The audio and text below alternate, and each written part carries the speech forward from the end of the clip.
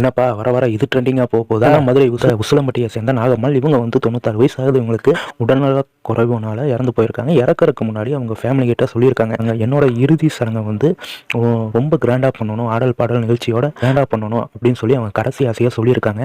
அதை அவங்க ஃபேமிலி வந்து நிறைவேற்றியிருக்காங்க. ஒரு அந்த இறுதி சடங்கு வந்து எப்பயுமே ஒரு இறுதி சடங்குனா கொஞ்சம் சோகமாக இருக்கும்.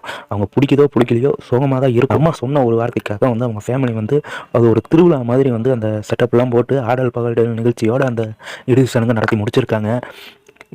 இதை பார்த்துட்டு சிரிக்கிறதா இல்லை சிந்திக்கிறதான்னு தெரியல. இப்போ ஒவ்வொருத்தவங்களும் இந்த மாதிரி இறங்கிட்டா அப்போ அழுகிறதுக்கு ஒரு வாய்ப்பு இல்லாமையே போயிருமே. ஏன்னா பிடிச்சவங்களும் பிடிக்காமங்களும் இறந்ததுக்கப்புறம் தான் அவங்க கடைசியாக இனிமேல் அவங்க வரமாட்டாங்க அப்படிங்கிற ஒரு எண்ணத்தோடு தான் அந்த இறுதி சடங்கை நம்ம அட்டன் பண்ணுவோம்.